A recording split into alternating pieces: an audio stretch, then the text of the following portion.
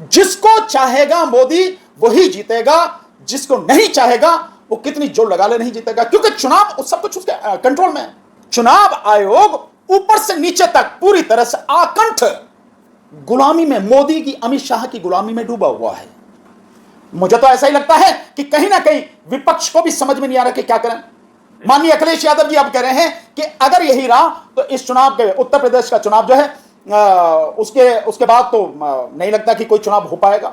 मतलब उनको भी शंका, अरे शंका नहीं, हम बहुत समय से कह रहे हैं भाई मेरे, आप उस सुप्रीम कोर्ट से उम्मीद कर रहे हो जो सुप्रीम कोर्ट 27 लाख वोटरों से ये कहे कि अरे वोट डालनी जरूरी है क्या इस बार, अगली बार डाल लीजिए यार मेरे। राहुल गांधी जी ने कहा है कि अब चुनाव, कोई भी चुनाव जीत नहीं सकता, सारी संस्थाएं बीजेपी के कब्जे में हैं। और दूसरा सवाल यह है कि क्षेत्रीय पार्टियां सारी खत्म होती जा रही हैं, इस चीज को आप कैसे देखें? ये बात तो मैं बहुत पहले से कह रहा हूं, आज से नहीं, कितने समय से मेरी आप वीडियो जाके देख लीजिए पुरानी, कि कुछ लेना होगा ही नहीं भाई। जब चुनाव पूरी तरह से, चुनाव की मशीनरी उनके कब्जे में है, उनके कंट्रोल में है, वो जैसा चाह रहे हैं वैसा हो रहा है।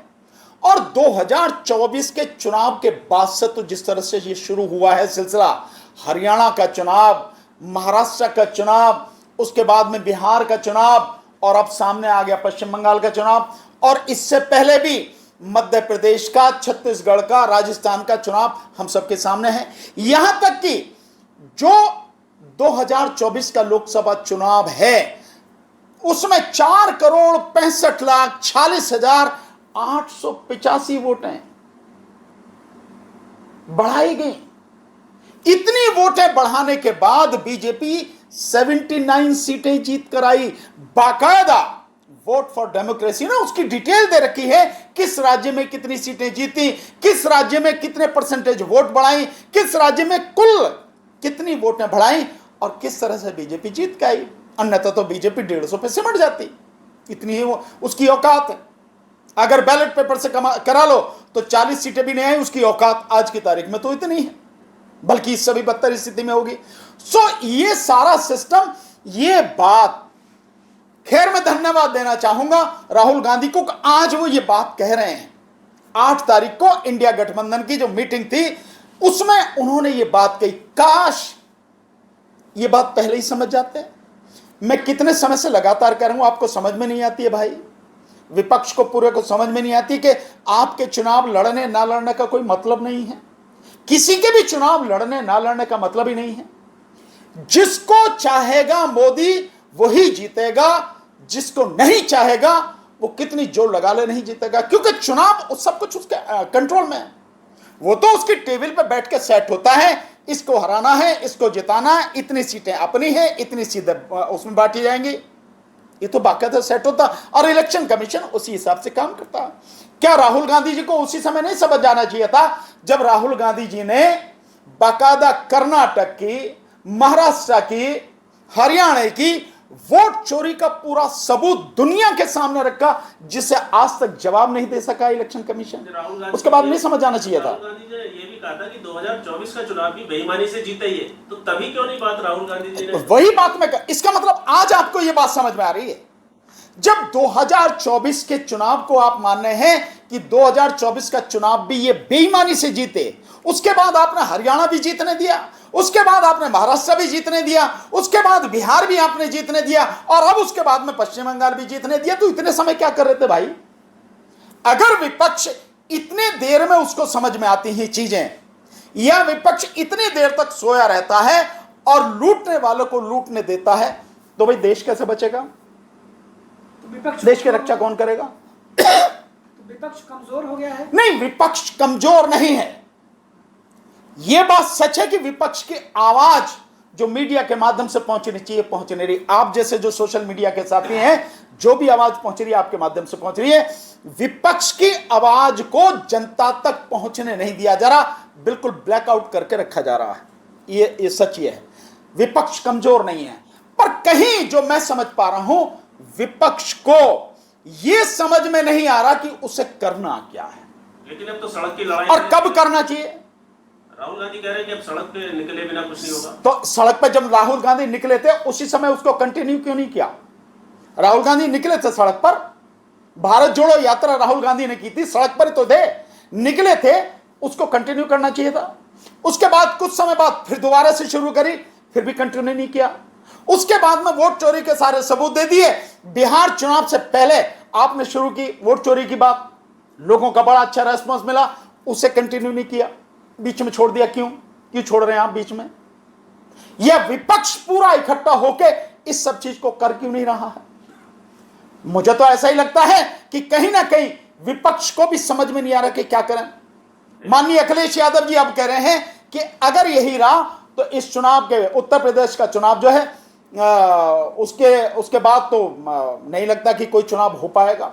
मतलब उनको भी शंका, अरे शंका नहीं, हम बहुत समय से कह रहे हैं भाई मेरे, बिहार चुनाव जब हुआ SIR भी शुरू नहीं हुई थी, लेकिन मैंने 5 महीने पहले कह दिया था, आप मेरी वीडियो देखिए जाके सोशल मीडिया पर, आप सारे साथियों की वीडियो, 5 महीने पहले कह दिया था कि बिहार का चुनाव इस बार नीतीश कुमार के साथ में लड़के बीजेपी जीतेगी, नीतीश कुमार का सफाया करेगी और उसके बाद वहां पर अपनी सरकार बनावेगी। वही हो रहा है। उस समय तक तो SIR भी नहीं हुई थी, मैंने 5 महीने पहले ये बात कह दी थी। तो जो चीज मुझे नजर आ रही है, आम आदमी को भी नजर आ रही होगी, विपक्ष को क्यों नहीं नजर आ रही? विपक्ष की नजर तो बहुत तेज होनी चाहिए, उसकी बुद्धि तो बहुत शार्प होनी चाहिए, उसके कंधों पर देश की जिम्मेदारी है भाई। वो कहीं ना कहीं विपक्ष जो आज है वो कहीं ना कहीं सत्ता में रहा है, उसे नहीं मालूम।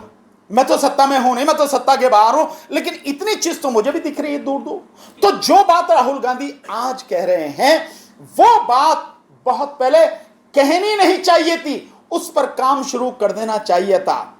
चुनाव आयोग ऊपर से नीचे तक पूरी तरह से आकंठ गुलामी में, मोदी की, अमित शाह की गुलामी में डूबा हुआ है और इस देश के संविधान को, इस देश के लोकतंत्र को खत्म करने के लिए वो लगातार मोदी शाह के काम कर रहा है।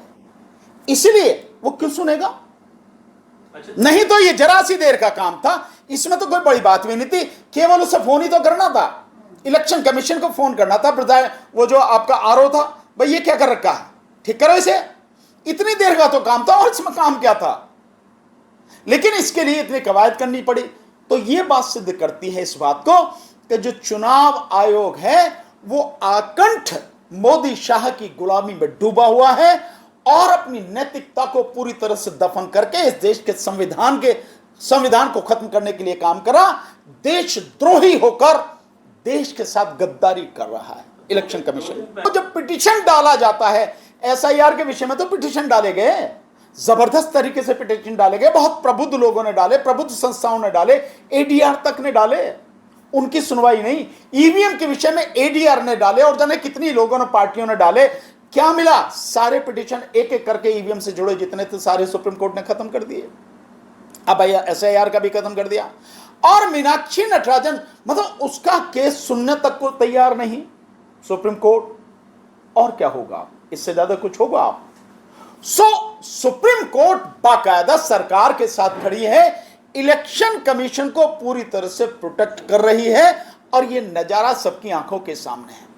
आप उस सुप्रीम कोर्ट से उम्मीद कर रहे हो जो सुप्रीम कोर्ट 27 लाख वोटरों से ये कहे कि अरे वोट डालनी जरूरी है क्या इस बार, अगली बार डाल लीजिए यार मेरे, कहीं कोई वो है इसमें, वो है क्या दिक्कत? मतलब वो सुप्रीम कोर्ट जहां एक एक वोट का महत्व है, एक एक वोट का महत्व। हार जीत कितने से होती है?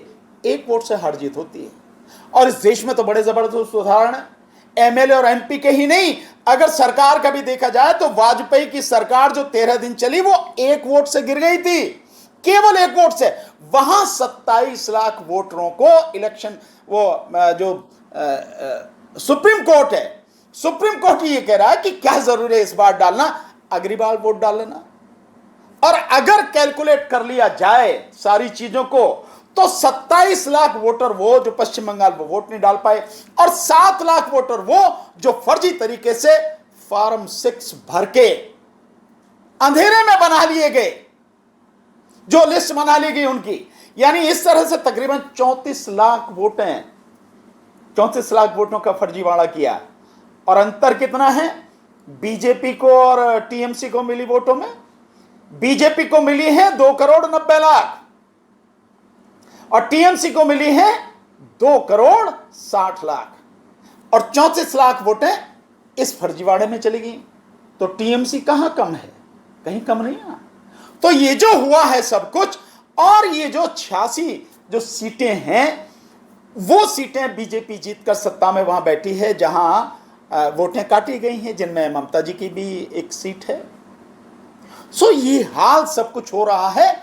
इस देश में कोई कोर्ट नहीं है, सब अदालत मर चुकी है पूरी तरह से, और सुप्रीम कोर्ट तो वाकई में पूरी तरह से मर चुकी है। सर, मीनाक्षी नटराजन का जो मैटर है, सुप्रीम कोर्ट में जाने के बाद कांग्रेस का बड़ा आरोप है कि अभी तक वोट चोरी किए जा रहे थे, लेकिन अब चुनाव आयोग के द्वारा सीट चोरी की जा रही है। भाई, इससे बड़ी कौन सी बात है? तो बिल्कुल सही है, ये तो सबके सामने नंगा सच है। आप देखिए कि कोर्ट से केवल एक नोटिस आया, और अब सूचना यह है कि परसों जिस केस में नोटिस आया वो कोर्ट ने वो केस ही खत्म कर दिया, खारिज कर दिया है। वो कंप्लेंट ही खारिज कर दी। वो प्राइवेट कंप्लेंट थी, कोई एफआईआर भी नहीं थी, कोई चार्जशीट भी फाइल नहीं हुई थी।